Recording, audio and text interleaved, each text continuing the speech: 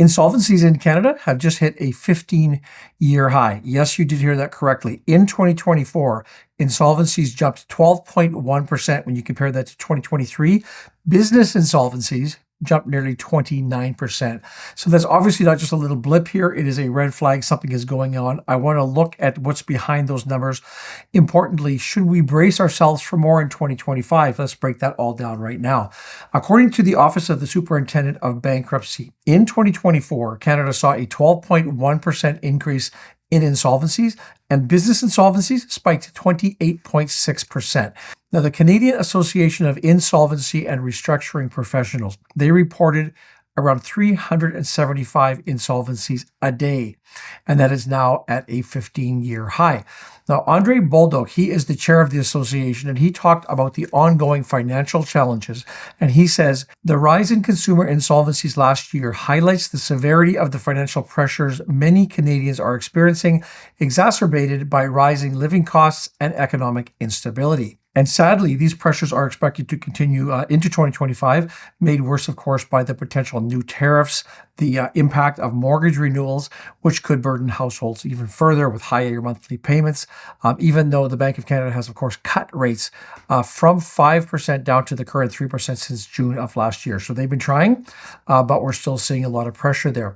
Now, I want to take a closer look at businesses because they're struggling here as well. And Bolduc noted rising production costs, supply chain disruptions, reduced consumer demand, and overall uncertainty are making it increasingly difficult for Canadian businesses to maintain financial stability, particularly for those reliant on cross-border trade or already facing significant strain. Of course, things have only gotten worse recently when the U.S. president announced that there would be across-the-board tariffs on Canadian goods, 25% on most imports, 10% on energy. These have been temporarily paused. There's a 30-day pause in effect right now, but that uncertainty is still hanging over businesses and consumers, and we're still not able at this point to quantify exactly what might happen if the tariffs do in fact go ahead next month. I think we have to plan that will probably be the case.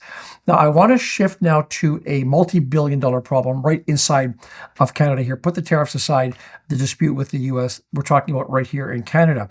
And imagine this. It is easier for Canadian businesses to trade with the U.S. or with Europe in some cases than with another province in Canada. And I know that sounds strange, but that is the reality. And today I'm going to look at the hidden economic issue that could be costing Canada up to $200 billion a year. Yeah, $200 billion a year. And I'm talking, of course, about interprovincial trade barriers, these invisible walls between the provinces that slow down business, inflate costs, and then restrict growth. So what are these barriers, especially? Why do they even exist? Most importantly here, can they be fixed? I want to get into that now. First off, what exactly are these interprovincial trade barriers? Well, in contrast to the international barriers, we're talking about tariffs and quotas. It's different here. This is a maze of regulations and standards that differ from province to province. That's what the problems are here. An example I heard was if a truck driver crosses from Alberta into British Columbia, they might need an extra vehicle inspection in the new province. Even if the truck was just cleared literally minutes before in Alberta, they would still require a check here in British Columbia. Or another example is agricultural products. They get inspected in one province, but they often have to be inspected again just because they cross a provincial border. It is estimated that there are around 600 different professional credentialing bodies here in Canada. And that is a regulatory nightmare for businesses who are trying to operate across the country. But why does this matter so much? It's mostly because these barriers don't just slow down trucks. They slow down the entire economy. Now, Trevor Toome, he is an economics professor at the University of Calgary, and his research suggests that if Canada eliminated all the interprovincial trade barriers, the economy would grow by 4.4% to 7.9% over the long term.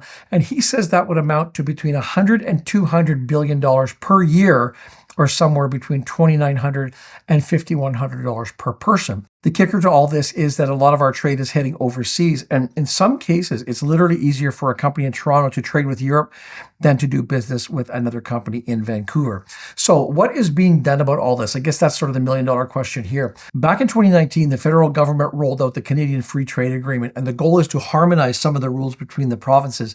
And that does seem great in theory, but there is a catch, and the catch is that it's packed with hundreds of exceptions. There has been some progress made. We've seen the standardization in food safety regulations. There has been the creation of a national building code, but the process is incredibly slow there. And Ottawa doesn't have the power to force provinces to align their rules. And so provinces might have other priorities. Obviously, we think of things like schools, healthcare, local budgets that have taken a priority. But here's the biggest question of all. If this is such a huge economic opportunity, and I do believe that it is, why has it not been fixed to this point? Well, when I look at the answer, it doesn't exactly induce national pride in me. The answer is it's political unwillingness to get it done. And I'm not talking about some massive conspiracy theory here. There's just layers of bureaucracy. There's different provincial priorities. And the simple fact that changing these regulations is hard. And even if every province sort of magically agreed tomorrow, it would still take years for the economy to fully reap the benefits of a new agreement. So here we are today with this looming threat of these US tariffs. You have to ask the question, could eliminating these barriers shield Canada for things like the US tariffs now or in the future? The short-term answer to that is no.